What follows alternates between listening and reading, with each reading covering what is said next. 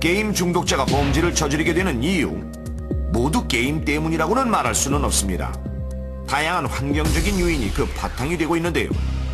실제로 이런 범죄를 저지른 컴퓨터 게임 중독자의 경우 게임 중독 이전에 분노나 공격 욕구가 강하고 누군가를 좋아하고 우호적인 관계를 맺는 것이 부족한 경우가 많고, 부모와의 관계가 좋지 않은 데다가 냉소적이며 대화도 거의 없어 외부로부터 스트레스를 많이 받는 경우가 대부분입니다.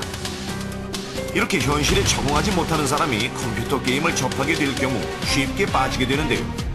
이때 알코올 중독이나 마약 중독과 마찬가지로 게임을 하면 즐거움과 쾌락을 주는 호르몬인 도파민의 분비량이 증가하고 뇌가 여기에 적응되면서 게임할 때 외에는 다른 즐거움을 느낄 수 없게 되는 것입니다. 그렇다면 실제로 게임을 할 때 뇌에는 어떤 변화가 생기는지 직접 실험해봤습니다. 평소 게임을 즐겨한다는 초등학생 2명을 대상으로 게임을 할 때와 하지 않을 때의 뇌파를 살펴보기로 했는데요. 먼저 초등학교 5학년 남학생의 평상시 뇌파를 5분간 측정해보았더니 잔잔한 곡선을 그리며 안정적인 상태가 유지됐고, 자기 스스로를 통제할 수 없음을 알리는 베타파는 거의 나타나지 않습니다. 같은 나이인 여자 어린이의 뇌파도 안정적으로 나타났습니다. 그리고 바로 이어서 게임을 시작하는 아이들. 평소 아이가 즐겨한다는 상대방을 때려서 제압하는 다소 폭력적인 게임을 하는데요. 육안으로는 베타파의 변화를 확인하기가 힘든데요.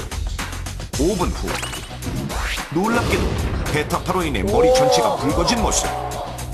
베타파의 변화가 나타났다는 것은 본인의 의지로 자신을 통제할 수 없는 상태가 될 수 있음을 보여주는 것입니다.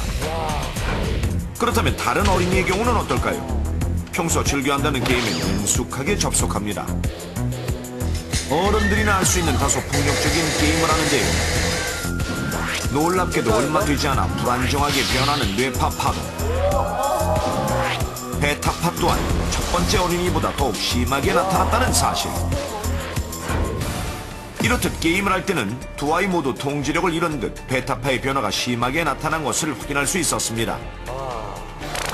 실제로 지난해 12월 독일 본대학 연구진은 생물심리학지에 발표한 논문에서 일주일에 평균 15시간 동안 1인칭 슈팅 게임을 하면 뇌의 가운데 전두엽 부분이 게임을 하지 않은 사람보다 활동이 약해지는 것을 확인했다고 밝혔는데요.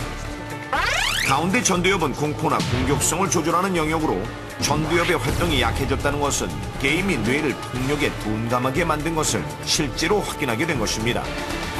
게임에 중독된 사람이라고 해서 반드시 범죄를 저지르는 것은 아닙니다.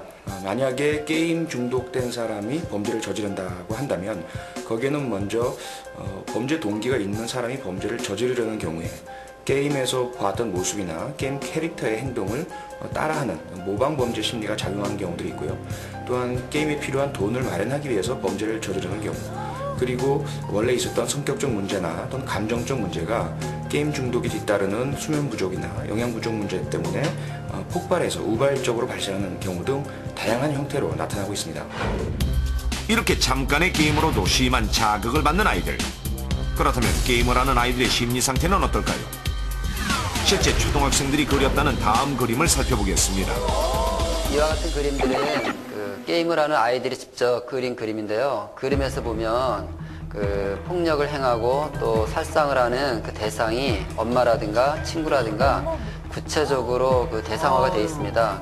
실제 학교 현실에서나 그들의 일상생활에서 폭력적인 행동이 나타나는 것은 게임을 통해서 일종의 내재화된 프로그램에 의해서 실제 생활에서도 폭력적인 행동이나 폭력적인 언어라든가 이런 것들이 나타날 수밖에 없는 가상과 현실이 혼재되어 있는 상태를 확인할 수가 있습니다.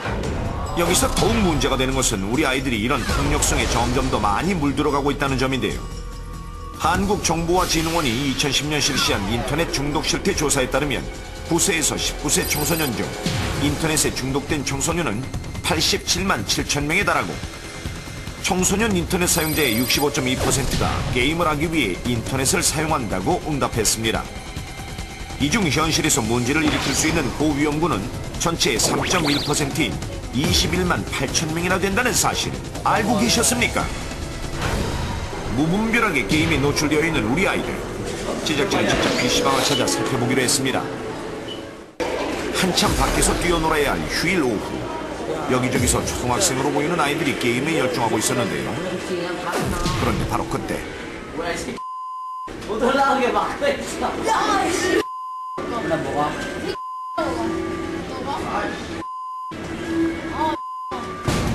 각종 욕설이 오고 가는데 그뿐만이 아닙니다.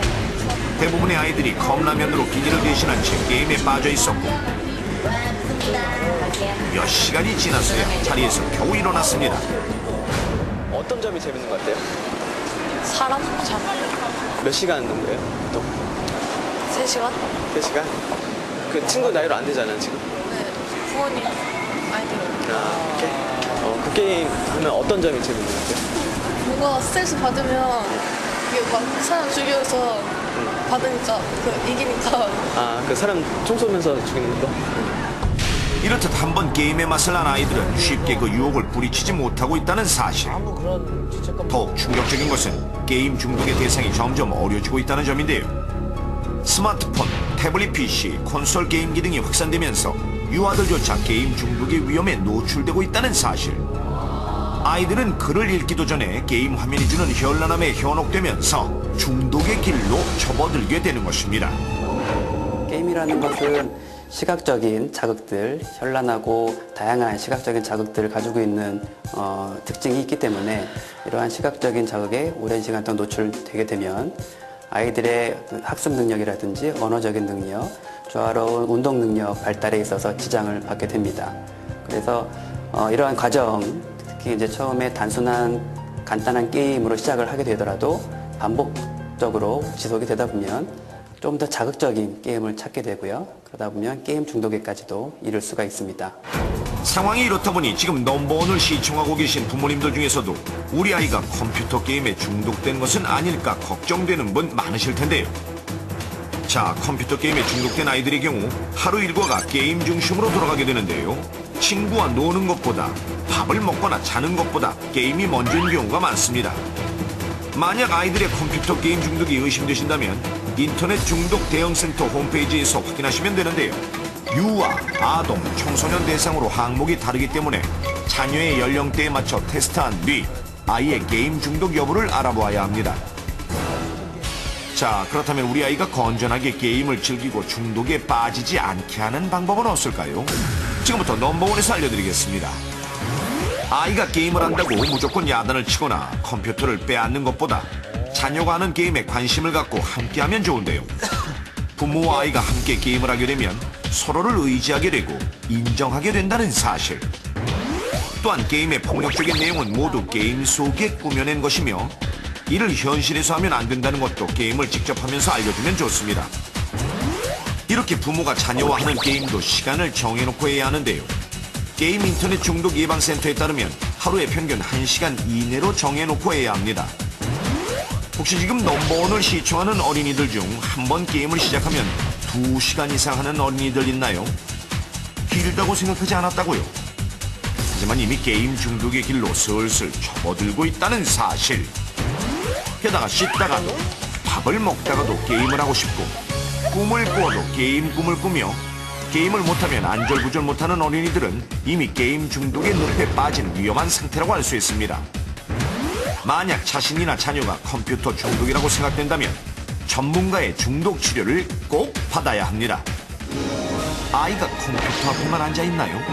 게임 중독으로부터 자녀를 지키는 것은 바로 당신의 관심과 사랑